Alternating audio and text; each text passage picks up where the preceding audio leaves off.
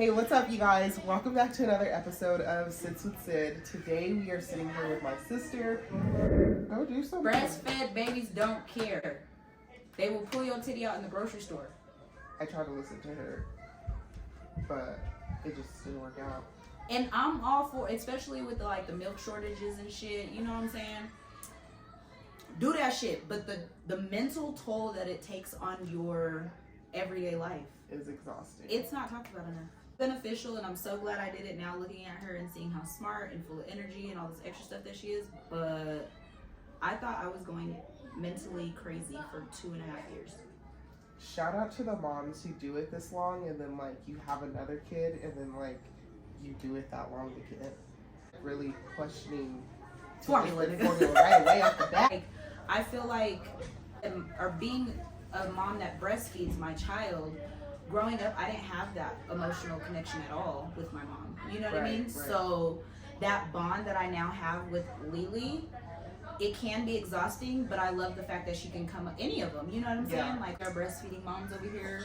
If you don't like it, tell somebody. I used to not post about it because then I was like, dang, I wonder how my dad would feel. And then my dad just congratulated me one day on breastfeeding, and I was like, wow, it was that little thing that I was like, first of all, your dad should not be sexualizing your titties at all. No man should. Especially when you're breastfeeding. And one time my uncle has commented, he's walked in my house and is like, oh, put them shits away, girl, you and my shit. And those are the little things, the stigmas in a woman's brain, to where they're like, oh my gosh, I feel shame for breastfeeding in public, or Well, I wouldn't say I was shamed, but I'm not open with it as you are. She don't give a fuck. She'll pull out her titty wherever, you know what I'm saying? In the grocery store, I'm itty bitty titty committee, so I would just hold my chest up to Lily and push her in the motherfucking buggy. Dominique used to get mad, but I'm like, she hungry, nigga. I'm not about to listen to her scream in this store. Yeah. While we're trying to grocery shop, so give her a titty. There is little ways that you can set boundaries. Now, I hardly ever grocery shop with my kids. I'm just being real. I don't like to shop with them. It's not fun. They ruin it. I told you today I went to Starbucks. This is a reward. Don't ask me for no cake pop. It's a fuck no. We're not coming here for you. I just got all y'all snacks from Sam's Club. Lily has that badge. Her first obsession was the Dollar Tree. And we was cool with the Dollar Tree. But I don't know whose kid done been on TikTok and introduced my daughter to Target. Because we still in the Walmart world over here. In Sam's Club membership for $40 a year. But Target? Oh, Target. Maybe we can keep going. This is about your life. Yeah. No, yeah, I know. But I knew you were getting a blanket. But this is now, I realize that, if we keep waiting for it to be, perfect where we don't have any kids. Yeah, I'm bro, it's not realistic. And I can watch, I appreciate the people who make kidless content, right. Shout out to look at you. And one day we'll get there when we have somebody on our team to help manage our kids and just us have the peace of mind knowing that they're taken care of. But until then, you can't just put your dreams, for us, these are dreams, to be able to bring content to you guys. So if you really look at us, you're about to see us sky rocket in 2023. But we've been talking about this, and we've had dreams to do what we're about to do for so long. Since 2019. So how long do you put your dreams on hold just because you're a mom? You're a mom.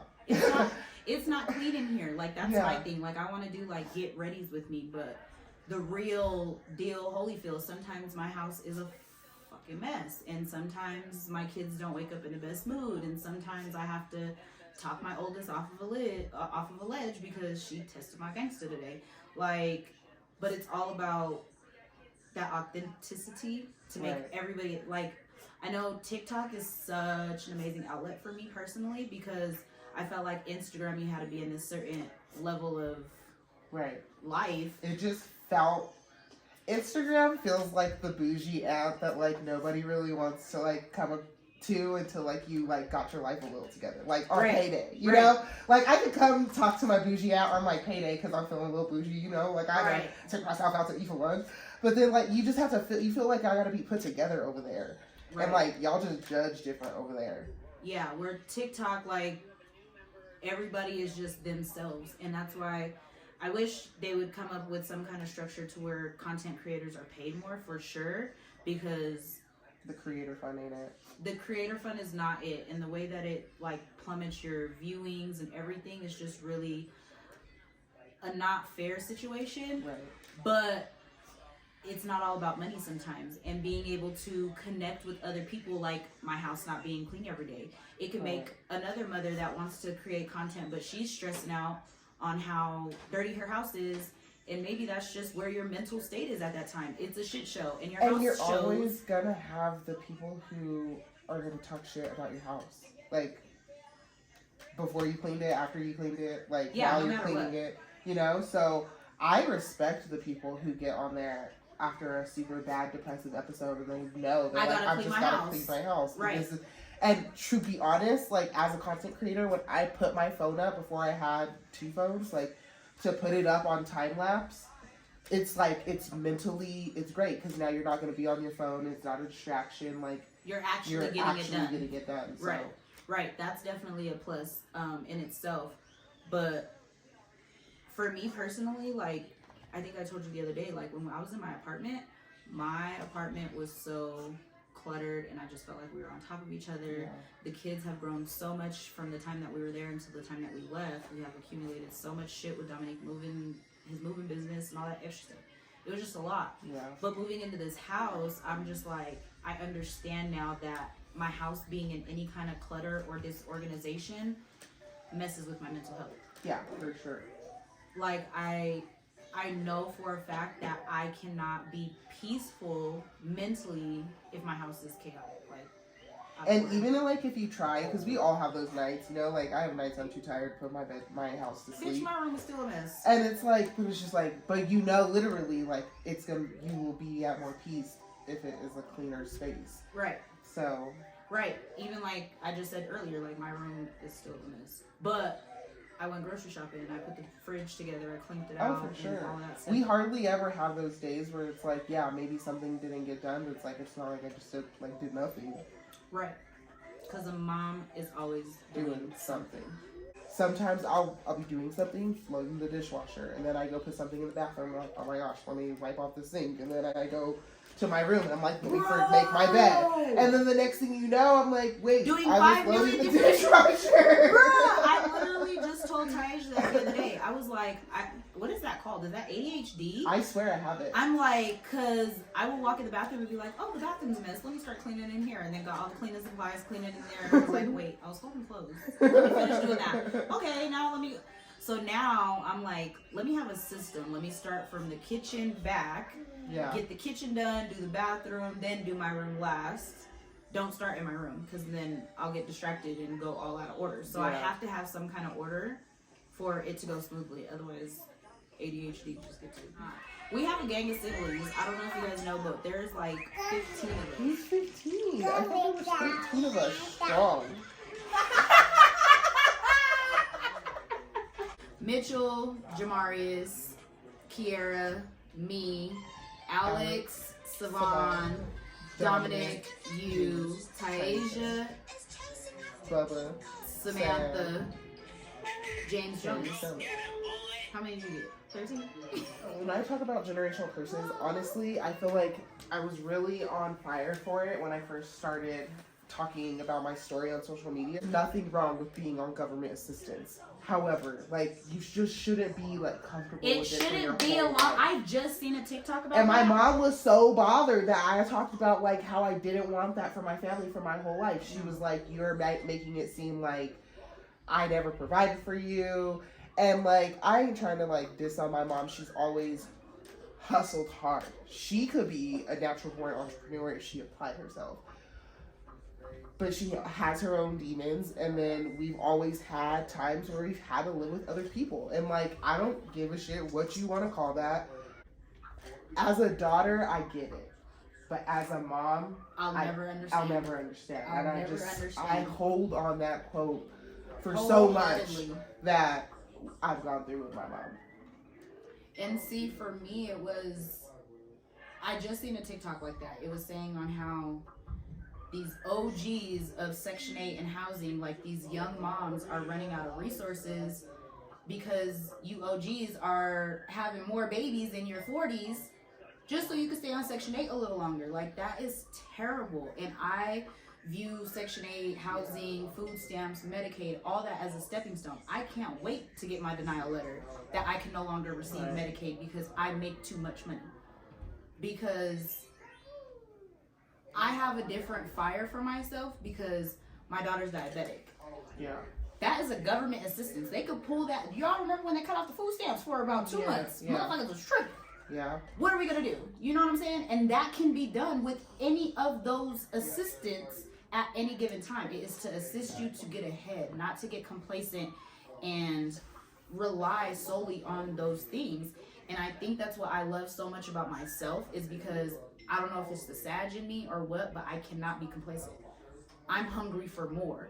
You know what I'm saying? The stepping stone from going to the apartment to getting this house, like, I looked at it as, this is getting me ready to own my own shit. Yeah.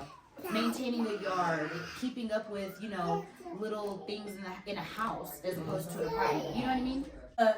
I know it's getting me ready and what I need to prepare for. If I buy a house and my water heater goes out, that's money that I gotta have saved up to buy a new one. Yeah. You know what I mean? And just really looking at things in that perspective is everything. And I want my kids to have a forever home. I don't care if you're 35, 45, 25, 18, whatever the case may be. You can come home. Yeah. You can come home. If I, God forbid, passed away, this is y'all's house. Sell it, Airbnb it, rent it out, split up the money 4 ways. You know what I'm saying? Like, creating that generational wealth for them in some kind of way. And I don't know if our parents were just, the 80s was crazy. It was all, they had so much attacking them. To the ones who pulled through, and you had to pull other people who got lost in the crack epidemic or just working super fucking hard because so much change evolved in the 80s. Parents have the resources that we have now. And this is why I say, nobody in our generation should be fucking broke. Period. And I say that in the most humblest way. I don't have all the riches. I'm not the wealthiest person in the world. I'm not even nowhere near. Out. But we I gonna figure learn it something, out. clean something, flip something, sell something. But not only that, these phones are incredible. If you stay consistent with something, anything in life, it will pay off. Yeah. Like, it has to pay off. You stay consistent in being a drug addict, you gonna fucking die. So if you look at it in a positive light and look at it as, okay, my nail business, for instance, your whole journey that you're going through, like, we've stayed consistent and we are now seeing the results of putting in our labor into what we are destined to do. And if you look at your life, like, if you really just, like, put yourself in the shoes of, like, you're a farmer and you're not always in harvest season. You're just not. Don't matter. You could be the best farmer in the damn world. Ooh, you're not going to have the best crops all year round. You've got to plant these seeds. You've got to let them grow. You can have all the faith in the world, but if you're not putting in the work, nothing will come. Can I trust you? Like, that was the key focal point for me in that whole sermon, because how he said, like, you trust in him, but can he trust you? If he gives you $1 million right now, are you going to pay off your debt, invest it, and flip it to make another $1 million, or are you going to go buy a Lamborghini? Are you going on trips? Are you going shopping? Are you going straight to the mall? Are you going to buy a new car? And so many of us fail the test so many times a year. I failed so many times this year. Just because you didn't pass the test doesn't mean you still don't get the blessing. He's just saying you're gonna get another opportunity to show me if you ready or not. And, like, you just gotta be ready. You just gotta stay ready so you don't have to get ready. Okay, babe, I see you. That's my husband's favorite quote, y'all. And it's so crazy because I've been saying that shit for the past couple of days. Like, stay ready so you... I be telling the kids, like, stay on top of your room. Stay ready so you ain't gotta get ready. I'm definitely thankful that there is so many different outlets for us to still be in tune and get the word from people that we connect with. Everybody has their, you know, pastor that they, T.D. Jenks, that other lady that's from the Potter House in Denver. You know what I mean? People are drawn to different pastors, and that's totally fine. As long as everybody still has the same belief as in some form of God. Right. That's the only thing for me. You know what I'm saying? Like, That's all that he cares about at the end of the day. Who wants to listen to you because you're you? I can't touch her niche like she can touch my niche, or vice versa. I mean, and that's why people do things like collabs and have guest speakers on podcasts, so eventually they could touch a new audience. I think it's cool because both of our testimonies are so fucking different, but we're trying to wholeheartedly fulfill our purpose and not just woe is me. Yeah. You know what I'm saying? Like I said, a lot of people get complacent. Like, well, nothing ever goes right for me, so just why even fucking try? You know what I mean? Yeah. Like, what do you mean? And I used to be that person. And when I was negative Nancy, nothing went right. I stubbed my toe in the morning. I carried that shit until 5 p.m. And my whole day from that stubbed toe at 9 a.m. just ruined my entire day because everything now is just going to piss me off. You can't carry that energy in that frequency of being angry all day, because then everything else designed to go wrong is going to go wrong. The Secret on motherfucking Netflix, if you haven't watched it, go watch it. There's people, like, I was just literally talking to one of my best friends today, and she was like, bro, I'm just like getting to the point where she feels like God is like exposing her to the darker sides of like law of attraction, and she believes that like it's dangerous and like it's has satanic rituals attached to it. And I'll say this about it, because I go hard for God, okay? I can't wait to get that on a shirt, a hat, a beanie, everything. I go hard for God. But when you believe in a God, you're absolutely, without uncertainty, saying that there is an opposition to him. There's an enemy, there's a devil, there's a Satan, there's whatever you want to call him too. And so anything God gives us to be great, to elevate, which is our mind, right? Because that's all the secret is. You are what you become, you are what you think. So why would you not think that if God gave us this gift to let dreams come true, miracles, all of these things, the abundance we have in our brain, why would we think that the devil wouldn't come out with some crazy ass way for it to be used negatively? And people use it for negativity all the time. There's ugly and evil in this world. Anybody who's out here messing with children, there's something wrong with you. You need to seek help. And so people out here, though, you don't think that they bring law of attraction to that negative shit that energy they bring to their lives? Mm-hmm. They do. It becomes a habit. 21 days to create a habit. Yeah. So if you're thinking about this traumatic situation or a negative thing this bill got to do. That's why depression is a tool used from the enemy, because it's playing in your mind to believe that nothing's ever going to change. It's not going to get better. I'm alone. Mm-hmm. Nobody likes me. You are what you are. Think. And the power of the mind is a beautiful thing. When I got into my spirituality, I've never not believed in God. I remember there was a time that this bitch had questioned, like, if she believed in God. She had questioned it, and I was just like, girl, what do you mean? I was really taking, was I not? I was really like, are you okay? Because what do you mean? She's gotten to the point that she's at, and I'm very thankful that she's gotten there. I've always believed in God. I was never like a Bible thumper, church every Sunday, nothing like that. But the amount of shit that I've done in my life, I know that there's a higher power looking out for my black ass. You know what I'm saying? Like, it ain't just the ancestors. They putting in word for a nigga, but it ain't just all them. They powering together like, you better watch her. And he doing a good job. Got to 31. Power to it. But when I got into the spirituality, I was freaking out. So yes, if you are getting into that law of attraction, that's more of a spirituality side of it. However, I don't believe that if you're spiritual, you can't believe in God. And I don't believe if you believe in God, you can't be spiritual. I just highly don't believe that. I still wholeheartedly believe in God, but I damn sure meditate every goddamn day. Yeah. Because everything is frequency.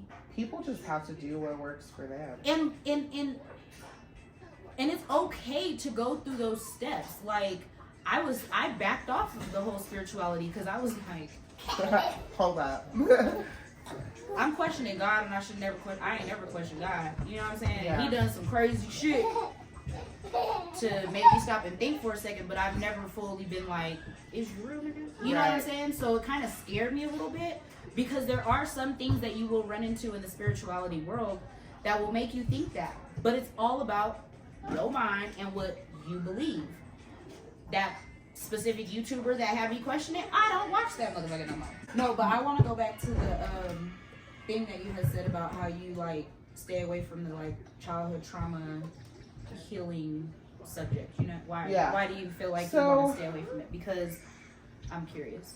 Just like I felt like I was talking about it, and I was really helping like a lot of people I went to high school with, be like, I appreciate you, like, you know, just talking about how to overcome the bullshit, because it's hard when you grow up thinking that the way your parents lived was everybody lived. I just feel like I used to like worship the ground my mom walked on, and like I respected that she worked hard and maybe she struggled along the way, but then now to look back and just be like, I only had to sleep with my daughter on a floor like in one season of my life and stay with people for one season of my life before I realized that like I don't want this for us or her. Mm-hmm. And I'm just like, you had multiple kids and we had to stay with multiple family members multiple times, and then I'll never forget, like, just the jail, you know, like, and for so long, I treated these things like they were just like, oh, everybody goes through it, because, like, homegirl in the 6th grade, her dad was in prison, and homegirl in the 7th grade, maybe her mom died, or, and it's just like, it was just a fucked up scenario for a lot of people that we went to school with, so everybody felt like our trauma was normal. And I'm just like, okay, like, one time my mom turned herself into jail, and, like, my dad went to visit her, and they arrested him, too, and, like, now what? what the fuck? Yeah. Who comes to get us? And like trying to process all that now as an adult, you go through the feelings of resenting your parents, and then you go through the feelings of wanting to kill yourself and wanting to better your relationship with them now. But sometimes you're not able to mend that relationship with your parents, and that's okay. I don't know why it is for our parents' generation so hard for them to take accountability, to really sit back and hear their children out and understand how them being raised affects them as an adult. I think they take it very personal. For sure. Which feels like an attack, but I'm just talking and I just need you to listen. You know what I'm saying? Because I grew up totally opposite. I definitely grew up in the projects. And even growing up in the projects, everybody swore we were rich. Like, y'all are rich. Y'all are rich. Like, motherfucker, we stand next door.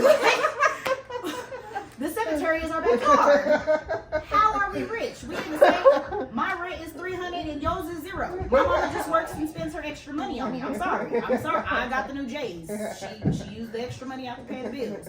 And see, for me, my mom was a very materialistic person. We lived up to par. We never, you know what I'm saying, not look presentable.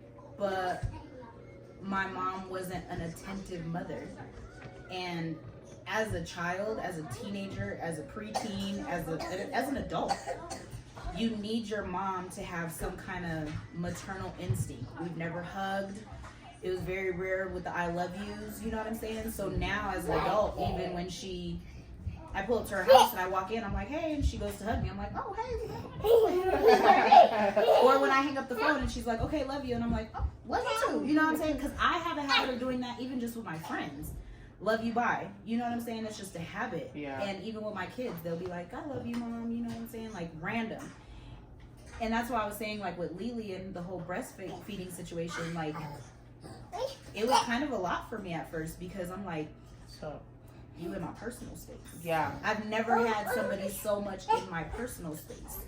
Like Amaya, like she was the first grandbaby, so she was the traveling grandbaby, okay? She was everywhere, anywhere. Somebody wanted her each weekend. So I had her, but she was always gone. Yeah. And then Amari came, and then I got pregnant with Mocha when he was 4 or 5 months old. So I had 2 back to back. So trying to give my full undivided attention to one was extremely hard because I had 3 under 4.